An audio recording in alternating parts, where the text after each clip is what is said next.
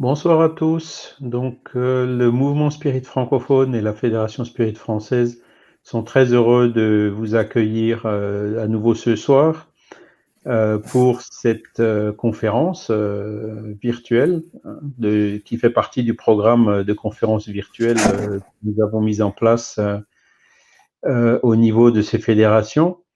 Nous sommes très heureux ce soir d'accueillir Morissette Ruchot, qui est présidente du Centre Spirit Résonance à Dunkerque et qui est aussi membre du conseil d'administration de la Fédération Spirit française, et donc qui nous donnera une conférence sur la famille et l'adolescence.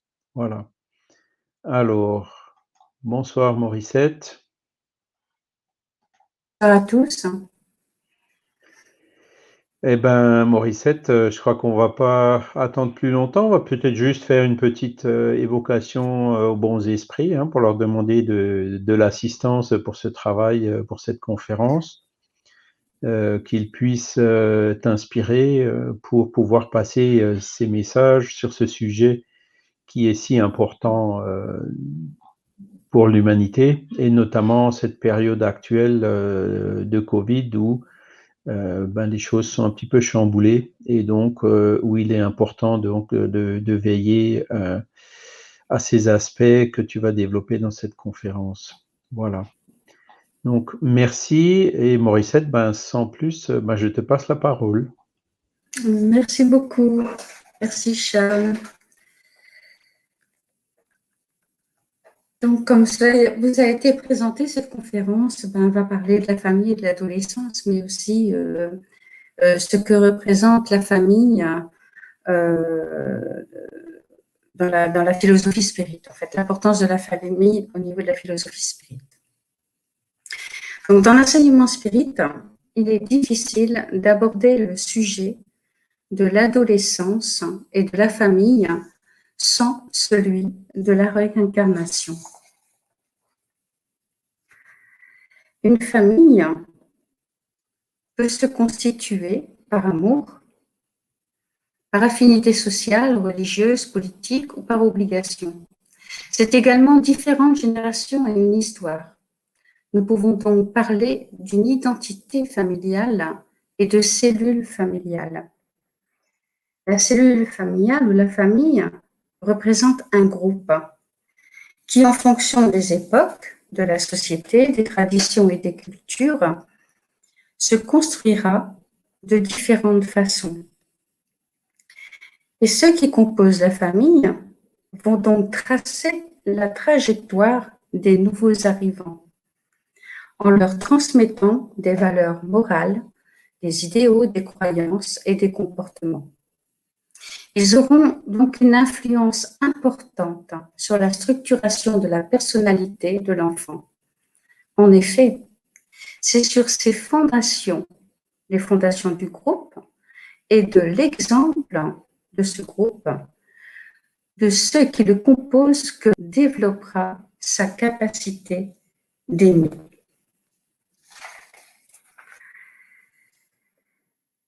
La philosophie spirit, dans son enseignement, dépasse les limites terrestres et nous emmène beaucoup plus loin. Elle nous explique que dans l'au-delà, les esprits forment des groupes ou des familles unis par l'affection, la sympathie et la similitude des inclinations. À cela, elle ajoute, bien avant leur existence actuelle, les êtres constituant une famille se sont connus dans des vies antérieures. Elle dit aussi que nous ne naissons pas par chance ou malchance dans une famille et que nos enfants ne nous sont pas confiés par hasard. Par conséquent, ce qui réunit aujourd'hui les êtres d'une même famille va bien au-delà des liens du sang et des affections terrestres. Il y a eu un avant, il y a un pendant et il y aura un après. Cette nouvelle existence terrestre n'est donc qu'un épisode supplémentaire pour la vie de l'esprit.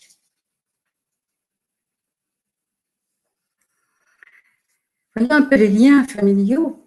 Donc, la constitution de cette nouvelle famille trouve ses racines dans le monde spirituel, puisqu'elle a eu un avant. Et cela, quels que soient les liens qui unissent ses membres.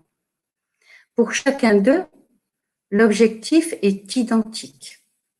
Dans l'amour, dans l'épreuve ou dans le pardon, l'esprit s'est incarné pour progresser. Mais voyons les liens qui unissent les familles. Donc nous avons les familles unies par les liens spirituels. Celles-ci se fortifient et se perpétuent. Ce sont des familles dans lesquelles règne l'harmonie et l'entente. Ces esprits, heureux d'être ensemble, se recherchent. Souvent même, ils se suivent dans l'incarnation, où ils sont réunis dans une même famille ou dans un même cercle, travaillant ensemble à leur mutuel avancement. Dans ces familles constituées par affinité, les tâches et les responsabilités sont partagées. Chacun contribue au bonheur de l'autre. Il y règne donc le respect et l'amour. Par affection, ces âmes ont choisi de se retrouver dans une nouvelle incarnation terrestre.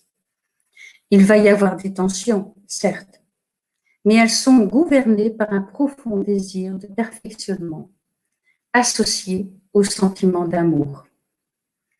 Ensemble, elles progressent. Et après chaque existence, elles ont fait un pas dans la voie de la perfection. De moins en moins attachées à la matière, leur affection est plus vive par cela même qu'elle est plus épurée, qu'elle n'est plus troublée par l'égoïsme ni par les nuages des passions. Elles peuvent donc ainsi parcourir un nombre illimité d'existences corporelles sans qu'aucune atteinte soit portée à leur mutuelle affection. Il est bien entendu qu'il s'agit ici de l'affection réelle d'âme à âme, la seule qui survit à la destruction du corps physique. Quant aux personnes unies par le seul mobile de l'intérêt, elles ne sont réellement rien l'une à l'autre. Elles vont former le second groupe de familles, c'est-à-dire les familles unies par les liens corporels qui s'éteignent et se dissolvent. Nous y retrouvons la famille conflictuelle où règne la mésentente. Les membres qui la composent ne se sont pas obligatoirement connus dans une existence passée. Et il n'y a pas chez eux les liens d'affection et d'affinité. Nous savons tous ce que doit être une famille, surtout si celle dans laquelle nous avons grandi était conflictuelle, absente ou dissoute. Mais Dieu, dans toute sa sagesse, permet à des esprits antipathiques ou étrangers de s'incarner dans des familles dans le double but de servir d'épreuve pour les uns et de moyen d'avancement pour les autres. Donc les individus qui vont composer cette famille cohabitent sous le même toit et sont souvent des étrangers les uns pour les autres. On a parfois même le sentiment que rien ou peu de choses les unit. L'amour maternel est parfois inexistant. Dans ces foyers, il n'y a pas ou peu de communication. Chacun vit sa vie sans se préoccuper de l'autre. Les parents, s'ils forment encore un couple, attendent parfois avec impatience que leur enfant fête ses 18 ans afin de les renvoyer. Néanmoins, dans ces familles, les liens, bien qu'ils soient fragiles et récents, peuvent aussi évoluer et se consolider. Et au-delà des simples conflits que nous retrouvons dans ces familles, que dire des drames familiaux? Lorsqu'on voit des enfants violents avec leurs parents, des parents violents avec les enfants, des actes incestueux. L'Évangile selon le spiritisme apporte une réponse. L'esprit se trouve en relation avec les mêmes personnes afin de réparer le mal qu'il leur a fait. S'il reconnaissait en elle celle qu'il a haïe, sa haine se réveillerait peut-être. À l'écoute de certains faits révélés par les médias, il est vrai qu'il est difficile de ne pas juger les coupables et de faire preuve d'indulgence. Tous, nous réagissons en être humain, c'est-à-dire avec compassion pour la victime. Cependant, si la victime, le bourreau et nous-mêmes avions accès aux vies antérieures et connaissions les plans divins, l'effet trouverait sa cause. Et ce qui nous semble injuste et qui engendre la colère, la haine, disparaîtrait. Parce que nous aurions une réponse à toutes ces injustices. Quant aux analogies ou dissemblances qui caractérisent les membres d'une même famille, enfants et parents, les guides répondent: les esprits sont éloignés les uns des autres temporairement et changent de milieu pour acquérir des aptitudes nouvelles. En résumé, quel que soit le contexte familial, les membres devaient se rencontrer. Il n'y a absolument pas de hasard. Tout ici a sa raison d'être. Et tous, nous sommes à notre place. Dans ce que je viens de dire, nous pouvons aussi constater que les liens du sang n'ont pas une réelle valeur spirituelle dans la famille. Donc cela nous amène à la question de savoir qui est bébé. Pour Gabriel Delanne, à chaque naissance, c'est un être déjà ancien qui reparaît. Le bébé n'est donc pas, comme on le croit souvent, un être nouveau et innocent.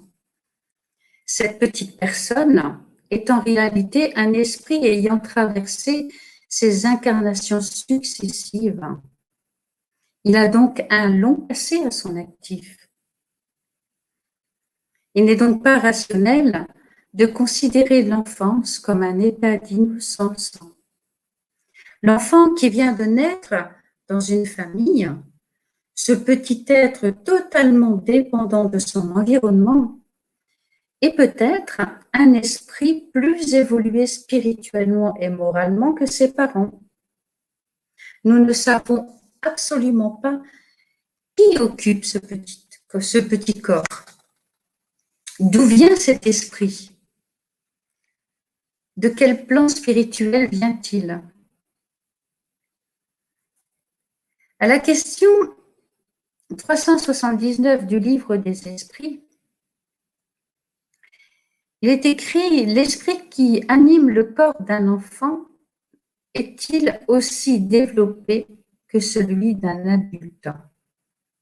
La réponse est: il peut l'être davantage s'il a plus progressé.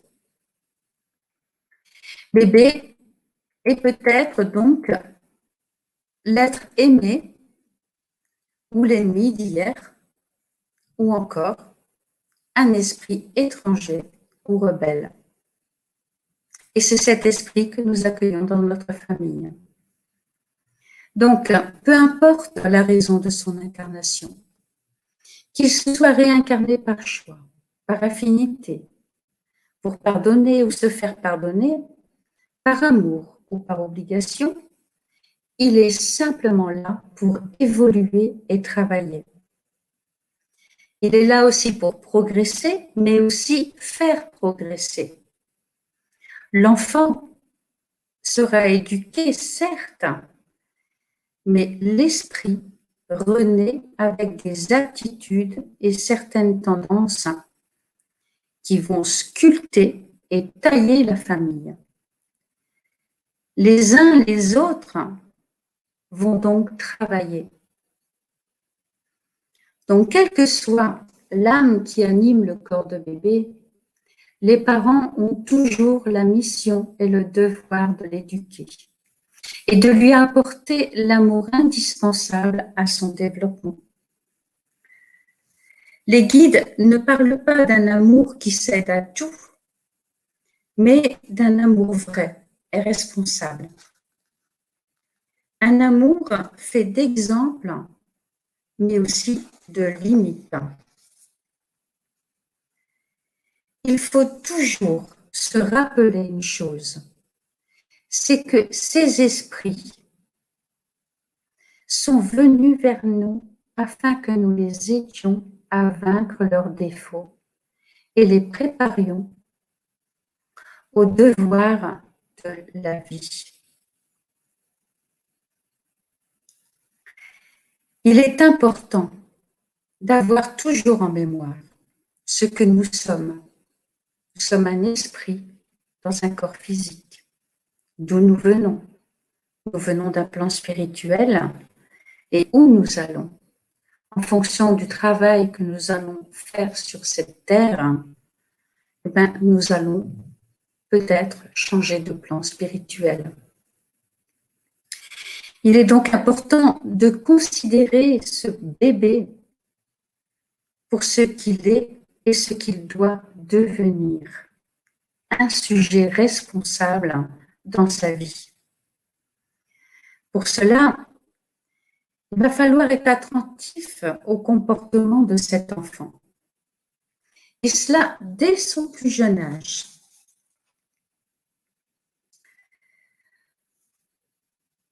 Nous pouvons lire ici, donc, dans le livre des esprits, à la question 383, quelle est pour l'esprit l'utilité de passer par l'état d'enfance?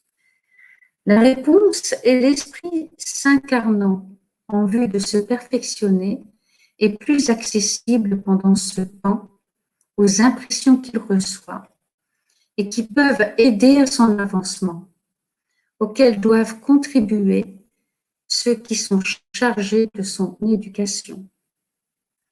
On comprend là que le stade de l'enfance et l'amnésie facilitent la tâche et le travail des parents. Durant les premières années de la vie, les idées qui forment le caractère de l'esprit sont assouplies. Il sera donc beaucoup plus souple aux impressions et à l'éducation qui peuvent modifier sa nature. Ensuite, il serait plus difficile pour une maman ou un papa d'apporter toute son attention, son amour, sa patience, son pardon, sa tendresse, si elle avait connaissance du passé de ce petit ange qu'elle tient dans les bras, de ce bébé que la famille vient d'accueillir. Donc voyons maintenant le portrait de l'adolescence et pourquoi notre petit ange se change en Mr. Hyde à l'adolescence et pourquoi la famille se trouve embarquée sur des montagnes russes. L'adolescence est un processus naturel. C'est un passage obligatoire. Elle constitue une phase indispensable au développement de l'être humain. C'est une période plus ou moins difficile qui se présente comme une métamorphose gouvernée par des schèmes prédéterminés.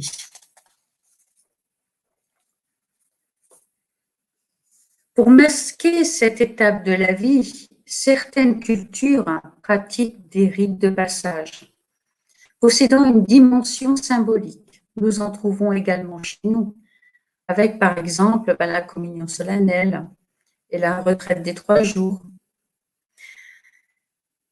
qui représente la première séparation avec la famille.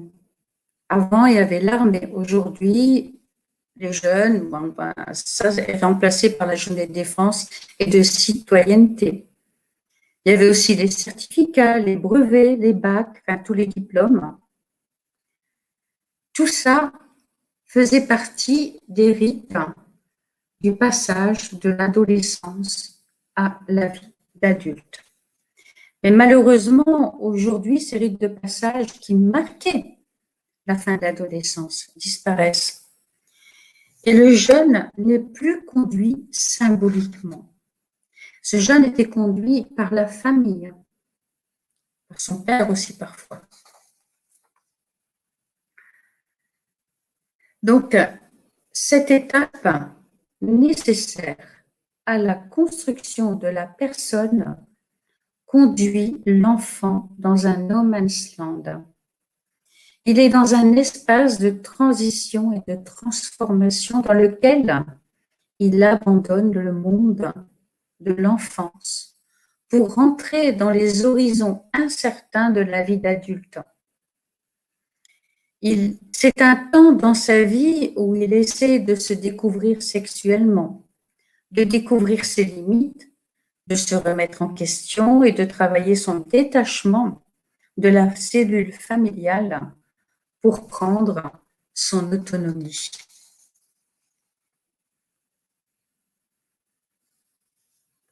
Et à Winnicott, j'aime beaucoup cette phrase. C'est « Vous avez semé un bébé et vous récoltez une bombe, même si cela n'apparaît pas toujours. » En effet, l'adolescence, c'est ça. C'est une explosion. C'est une réorganisation physique, psychologique et psychique. Elle est là pour donner naissance à un nouveau sujet.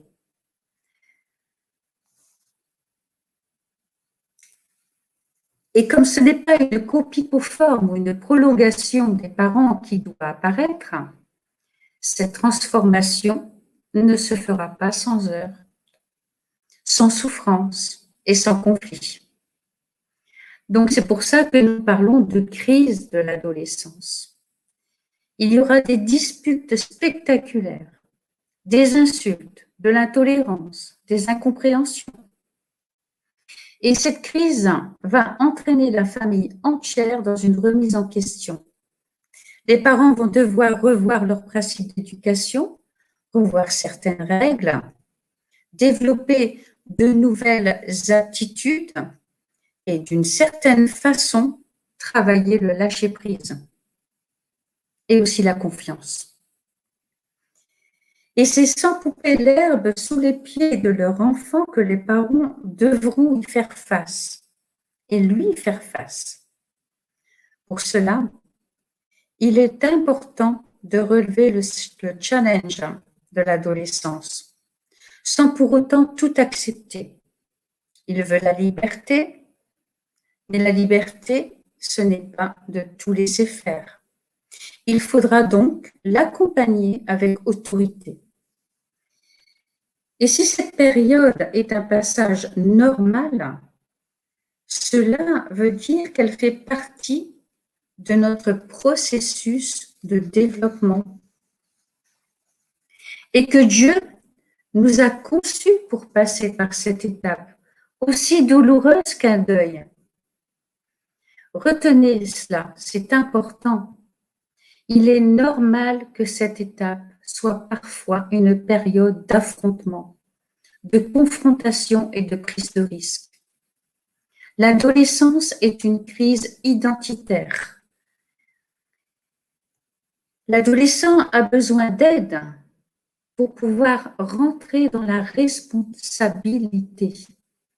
Et là, je vous conseille de lire un très, très bon livre pour moi de Françoise Dolto, mais il est assez ancien.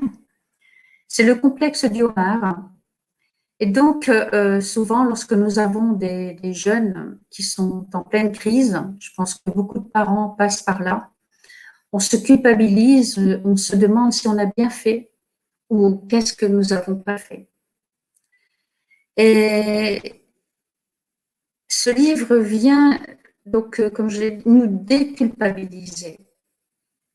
Voilà, parce que quand on est face à cette crise, si on ne la comprend pas, si on n'a pas les, comment dire, si on n'a pas les bonnes informations, ben, la culpabilité va se mettre sur nos épaules et nous allons la porter. Alors que non, elle est tout à fait normale. Voilà. Et que c'est un passage qui est aussi tout à fait normal. La crise sera beaucoup plus ou moins importante en fonction des jeunes, bien sûr, mais c'est une période normale. Comme il y a d'autres crises dans la vie, hein, la crise de la quarantaine aussi. Hein. Donc, je continue. Et sachez également, donc, oui, que durant son existence, l'homme va rentrer dans plusieurs crises ou états dépressifs. On a l'enfance, on a l'adolescence, et comme je vous l'ai dit, l'adulte avec la crise de la quarantaine. Mais aussi, il y a cette crise de l'entrée dans la vieillesse. Vous voyez, donc l'être humain passe par plusieurs crises. Et à chaque fois, ces crises vont amener un travail de deuil. Chez l'adolescent, il voudra tout cacher, il ne va pas aimer son corps, plus rien ne va tout va le déstabiliser en fait. Voilà. Il va devoir se chercher et comme je l'ai dit, chercher ses limites aussi. Mais là, il faudra vraiment l'accompagner parce que il doit les trouver tout seul, mais il faut quand même garder un regard sur ses comportements, sur ses actions, etc.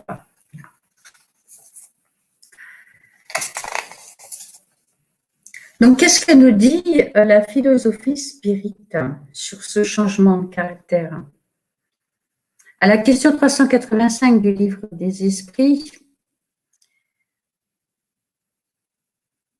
cette question nous éclaire sur ce sujet. Donc, d'où vient le changement qui s'opère dans le caractère à un certain âge, et particulièrement au sortir de l'adolescence? Est-ce l'esprit qui se modifie? Là, les guides ont répondu que c'est l'esprit qui reprend sa nature et montre ce qu'il était. À la période de l'adolescence, l'esprit reprend en quelque sorte son caractère et va dévoiler ses imperfections. Même si nous avons élevé notre enfant dans l'exemple et l'amour, nous ne connaissons pas tout de lui. Nous ne connaissons pas le secret que cache l'innocence. Nous ne savons pas qui il est, ni celui qu'il a été, ni celui qu'il doit devenir. C'est aussi pour cette raison que dans une fratrie, bien qu'ayant reçu une éducation identique, des soins, une attention et des exemples, certains enfants se différencieront les uns des autres. Parfois, dès le plus jeune âge, se dévoilent aux parents des petits génies, des caractères rebelles ou des petits polissons capables de mentir et capables de pires accusations. À l'âge de l'adolescence, lorsque le caractère ancien reparaît, l'enfant restera bon si sa nature profonde est orientée vers le bien. Donc, pourquoi des parents bons et vertueux, la question 209, pourquoi des parents bons et vertueux donnent-ils naissance à des enfants de nature perverse? La réponse est: un mauvais esprit peut demander de bons parents dans l'espérance que leur conseil le dirigera dans une voie meilleure. Et souvent, Dieu le leur confie. Si l'éducation n'est pas toujours responsable du caractère de l'adolescent, puisque l'esprit arrive sur cette terre avec ses imperfections et ses qualités, bien sûr, la cause va se trouver donc dans les vies passées de l'esprit. Donc, d'un point de vue psychologique, physiologique et spirituelle, l'adolescence est, comme nous l'avons vu, une période importante, mais aussi très délicate dans la vie. Donc, quel est le rôle et le devoir des parents? Et là, j'aime beaucoup ce slide parce que c'est ma fille et mon petit-fils et je suis fière de la mère qu'elle est devenue. À la question 582, peut-on considérer la paternité comme une mission?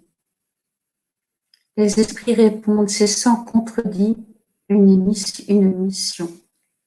C'est en même temps un devoir très grand et qui engage plus que l'homme ne le pense. Les parents ont des devoirs et des responsabilités envers cette âme, cet enfant. Dieu leur a confié afin qu'il soit aidé et aimé. Il est là pour s'améliorer. C'est dès son plus jeune âge que les parents devront lui inculquer les véritables valeurs. Et si la tâche se transforme en épreuve et source de chagrin, rappelez-vous, il n'y a pas de hasard.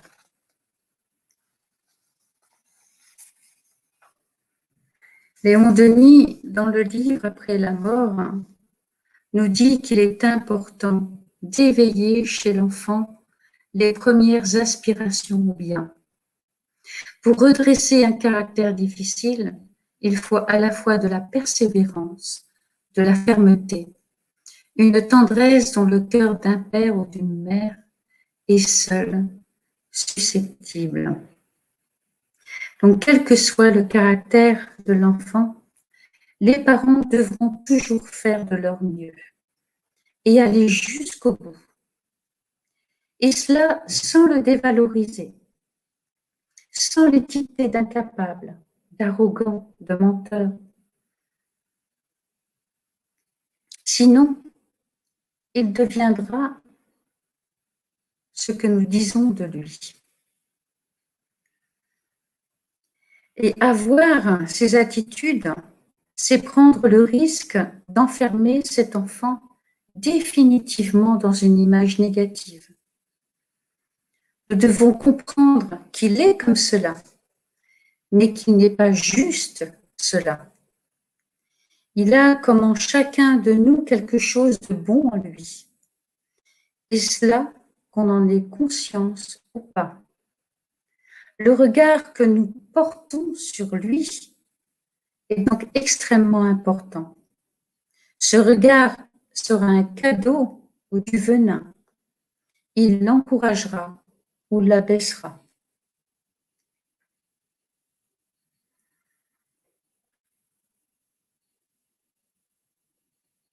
Sans nourrir l'orgueil, la valorisation est donc importante pour l'image de soi. Et cet enfant en a besoin, surtout l'adolescent. Ce n'est pas en pointant constamment ses faiblesses qu'il comprendra les choses ou acceptera les règles.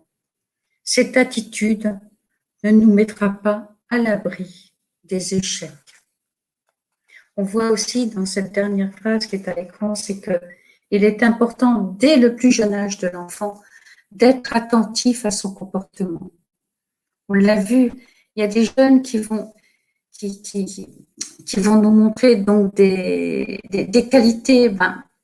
Développons ces qualités et travaillons. Si c'est un enfant qui est très colérique, essayons donc d'apaiser ses colères.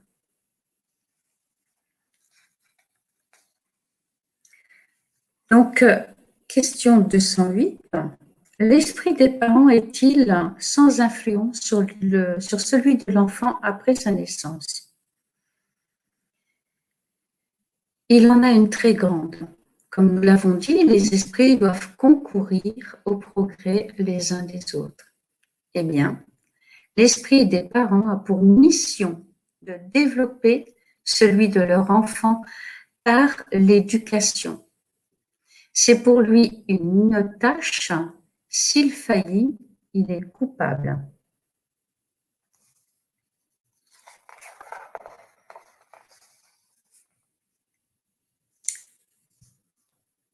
Ici, c'est un proverbe donc, que j'ai trouvé dans la Bible. « Instruis ton enfant selon la voie qu'il doit suivre, et quand il sera vieux, il ne s'en détournera pas. » Donc, si vous demandez aux adolescents quels sont les grands piliers de la vie, pour la plupart, ils répondront la famille, le respect et l'entraide. Notre société actuelle est enfermée dans le matérialisme. Elle représente difficilement ces valeurs. Pourtant, les enfants, ils sont conditionnés dès leur plus jeune âge afin de devenir des objets utiles. Notre société est basée sur la réussite au détriment de l'épanouissement personnel et spirituel de l'individu. Alors que la famille devrait être un cocon rassurant, un lieu de partage, de soutien, de parole, d'exemple et d'exemplarité, elle est souvent elle-même en crise et éclate. Les parents sont épuisés par un quotidien de plus en plus difficile et précaire. Leur rôle et leurs devoirs se dégradent et l'éducation s'y faufile. Les enfants et les adolescents, emportés dans la tournade de plus en plus vite, n'ont plus de repères et se trouvent totalement déracinés. L'adolescent, même s'il ne le formule pas, a besoin, pour rentrer dans la dimension d'adulte, de modèles et de repères solides auxquels il pourra s'accrocher. Ces repères ne sont pas les limites qui lui sont imposées, et c'est aux parents de fournir ces balises. C'est le cadre qui permettra à l'adolescent de se cogner dessus, donc de se construire. Pour cela, il faut que la famille soit solide et unie, et que la société retrouve quelques valeurs. L'adolescent a besoin de cohérence et d'authenticité pour mettre du sens à la vie. Être parent, pour ceux qui ont des enfants, nous le savons, c'est une tâche qui est très difficile et parfois épuisante. Il n'est pas toujours facile de trouver les solutions et les moyens d'armer au mieux nos enfants pour l'aventure de sa vie. Mais faut-il se culpabiliser devant ce que l'on croit être un échec? Personnellement, j'ai envie de vous dire non, car la culpabilité paralyse et nous empêche d'avancer. Par contre, à chaque instant, il faut se remettre en question, voir ce que l'on peut faire de mieux pour nos enfants. Et si nous sommes en difficulté, il ne faut pas avoir peur de demander de l'aide. Il n'y a pas d'école pour les parents. Et en tant que spirit, nous pouvons nous appuyer sur l'enseignement de la philosophie kardéciste. Si nous donnons à notre enfant une éducation spirituelle, en plus de l'éducation de la matière, nous trouverons une harmonie au sein de la famille qui conduira à l'harmonie universelle. L'éducation que l'on va donner trouvera ses racines dans l'éducation et l'amour que nous avons reçu de nos parents. On a l'impression que les choses se transmettent. Elles se modifient, elles s'améliorent, mais les bases se transmettent. Parce qu'eux-mêmes l'ont reçu de leurs parents. Donc, l'éducation, c'est une éducation qui est faite d'essais, d'erreurs, d'expériences, de maladresse, et tout ça associé à beaucoup d'amour et de bonnes intentions. Comme nous l'avons vu, le caractère de l'enfant n'est pas obligatoirement dû à une mauvaise éducation.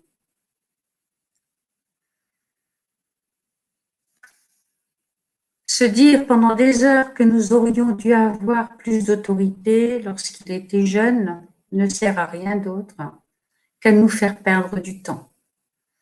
En ayant ce comportement, nous risquons de passer à côté de ce que nous pouvons encore faire pour lui. Être parent, c'est aussi travailler sur son orgueil. C'est accepter de ne pas vouloir tout maîtriser.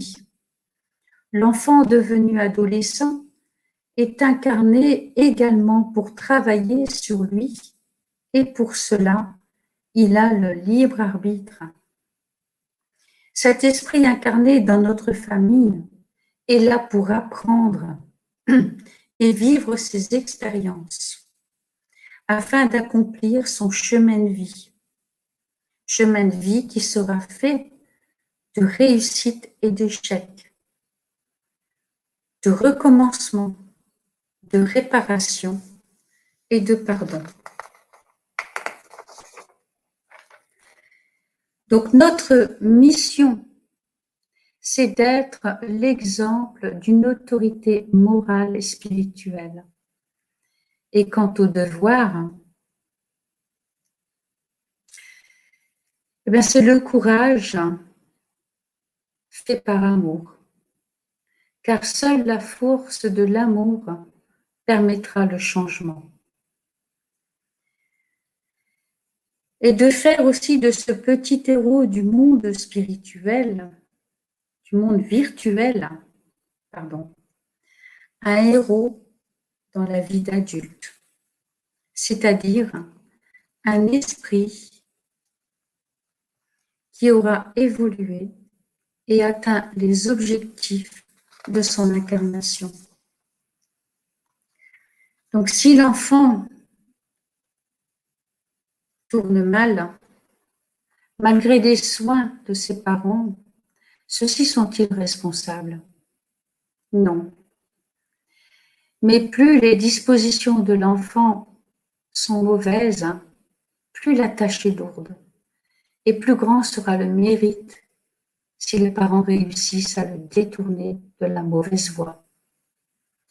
Si un enfant devient un bon sujet malgré la négligence ou les mauvais exemples de ses parents, ceux-ci en retirent-ils quelques fruits? Dieu est juste.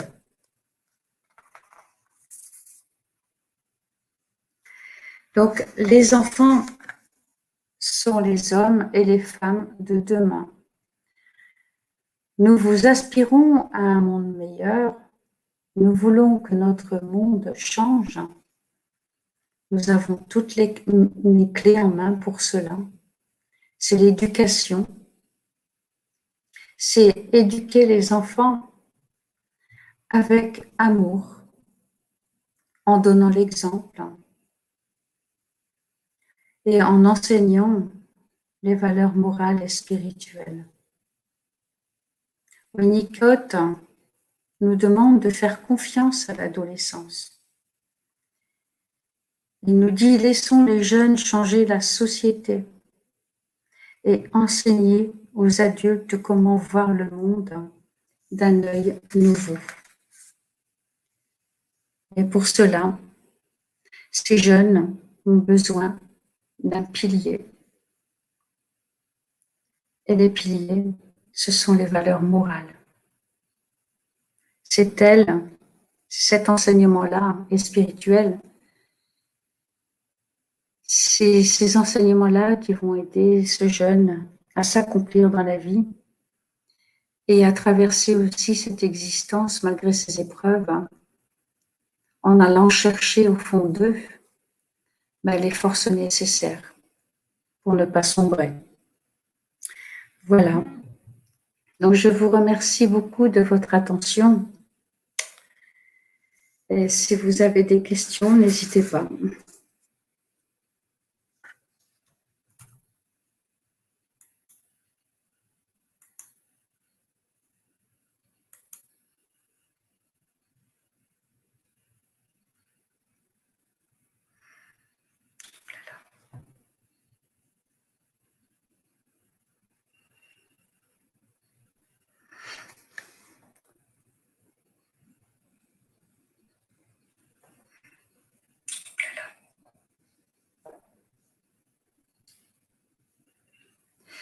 Charles, Charles, Ah on ne oui, t'entend pas. Voilà, oui, on ne merci t'entendait pas. beaucoup, Marie-Cette.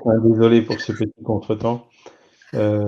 Pour cette excellente conférence que j'ai bien aimée. C'est des sujets que j'aime beaucoup parce que ça me concerne, puisqu'on a un adolescent à la maison et Mm. c'est pas toujours simple, mais bon, voilà.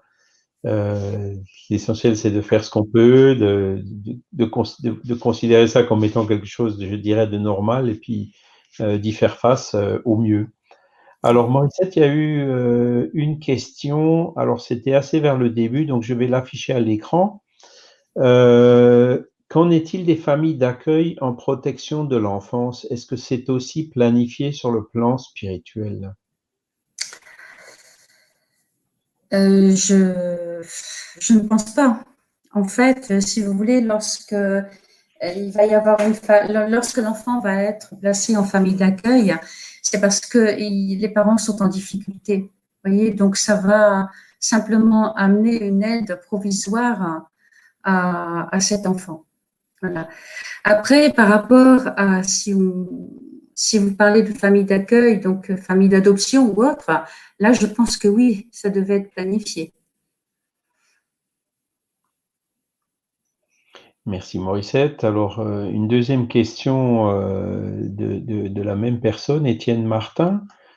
Donc, peut-on dire que c'est à l'adolescence que l'esprit retrouve sa vraie personnalité ou l'avait-il déjà avant?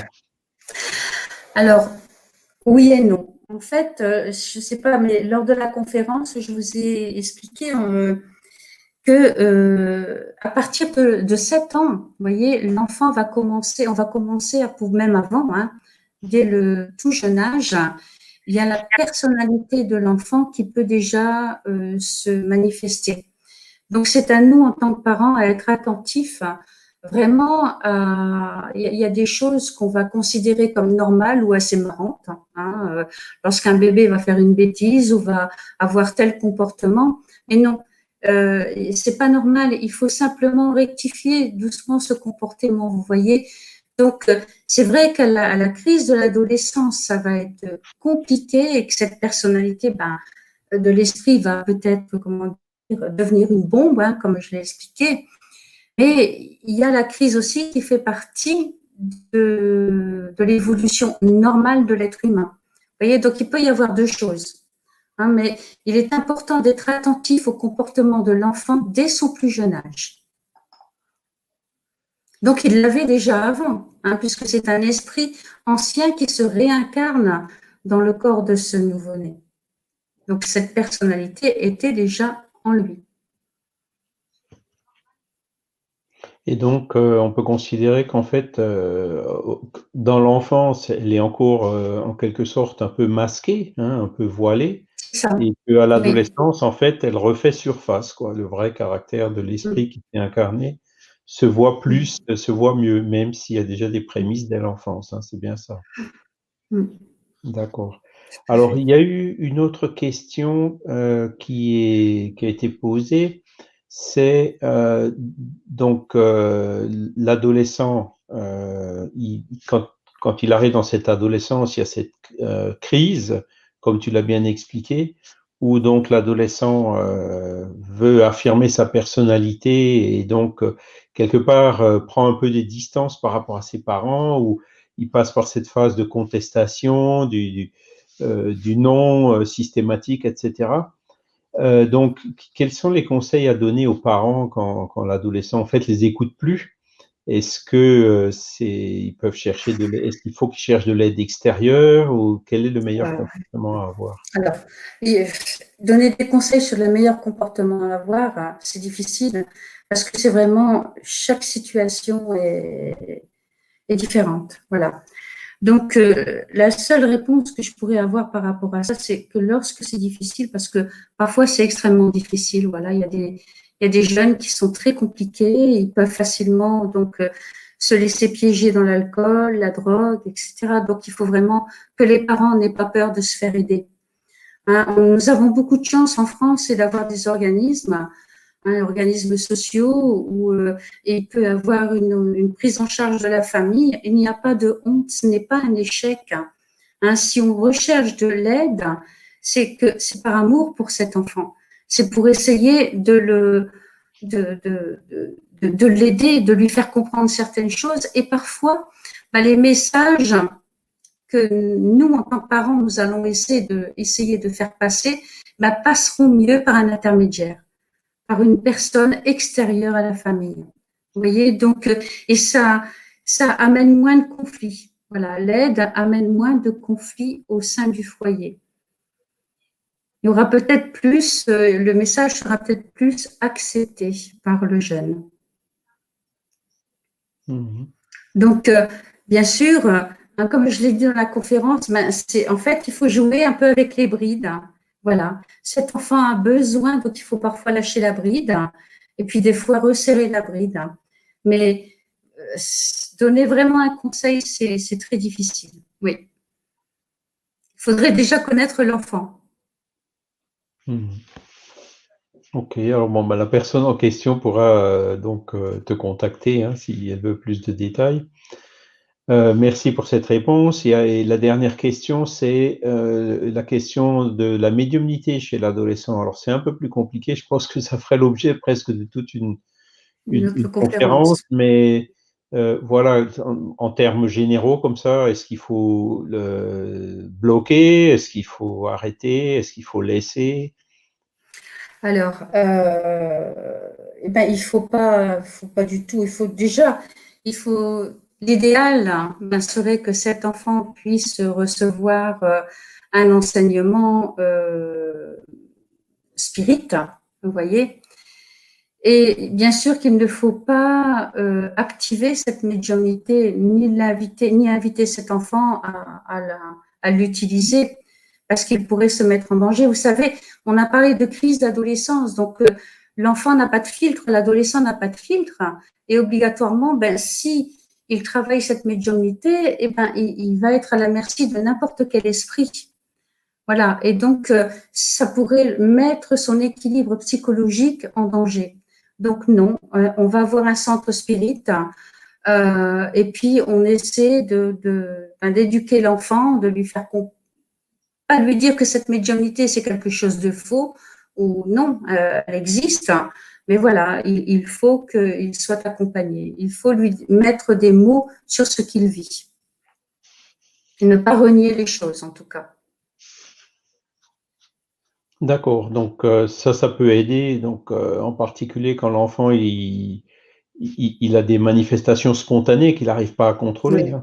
oui, Mhm. oui, oui. Hein, il y a des livres, hein, il y a comment dire, tout simplement déjà avec la lecture, les livres de la philosophie, les livres de Kardec. Hein, voilà, nous, on a eu des situations avec un jeune, les jeunes vivent beaucoup d'obsessions aussi, hein, obsessions spirituelles. Les parents vont lire un chapitre de ce livre, donc l'Évangile selon le spiritisme, avec l'adolescent. Donc, il y a un travail qui est fait à la maison, vous voyez. Mhm. D'accord, merci Morissette. Alors c'était la dernière question qu'on avait dans les chats. Alors on peut peut-être encore donner une minute ou deux si jamais il y a une autre question. En attendant, je vais en profiter donc pour annoncer donc la prochaine conférence hein, qu'on aura donc on en aura une deuxième encore ce mois-ci. Alors, laissez-moi juste trouver l'affiche. La voilà. Voilà, donc la prochaine conférence, donc elle aura lieu le vendredi 27 novembre à la même heure, toujours 20h30, et elle sera donnée par Jean-Paul Évrard, donc de Liège en Belgique, qui est le président de la fédération de l'Union Spirit belge et aussi président du mouvement Spirit francophone. Et donc sa conférence portera sur le thème que vous voyez là, l'épreuve de la survivance de l'âme. Voilà. Et nous aurons également deux autres conférences au mois de décembre. Donc, il y en aura une qui sera donnée. Alors, normalement, ce sera le 4 décembre. Hein, surveillez bien le site Facebook, YouTube et Internet de la Fédération Spirit française. Il sera donné par Jean-Jacques Dubois et d'autres collaborateurs de son centre sur la médiumnité de peinture et le cas précis d'Augustin Lesage. Voilà. Et le vendredi 18 décembre, il y a une autre conférence qui est prévue également de Fatima Medjahed qui parlera donc du thème de l'âme des animaux. Voilà. Alors, écoutez, donc je vois, il n'y a pas d'autres conférences, pas d'autres questions pour l'instant. Donc, si jamais vous en avez encore, n'hésitez pas à les poser sur le chat ou les personnes qui pourraient voir l'émission en différé. Nous irons voir de temps en temps et nous pourrons répondre donc sur le chat aux questions que vous pourriez encore avoir ou que vous pourriez encore vous poser. Voilà. Voilà, sinon, il ne reste plus qu'à vous remercier. Merci beaucoup, Morissette, pour cette très belle conférence. Merci Charles, merci à tous. Désolé pour les deux, trois petits couacs, mais bon, ça a duré peut-être quelques secondes. Voilà, puis le son, il était parfois un petit peu limite, mais il n'y a pas eu de coupure, donc on a quand même pu l'accompagner jusqu'au bout. Voilà. Et donc, nous sommes très heureux de pouvoir continuer à communiquer de cette manière avec vous, même en cette période de pandémie. Hein, donc, garder le contact, ce qui est très important, et surtout avoir des ressources pour y faire face. Voilà. En tout cas, merci à tous. On vous souhaite une excellente soirée ou une excellente journée selon où vous vous trouvez et à l'heure à laquelle vous visionnerez cette conférence, cette vidéo. Et nous vous donnons rendez-vous donc pour la prochaine conférence, comme nous vous l'avons dit, le 27 novembre. Voilà. Merci à tous et à bientôt. Merci beaucoup.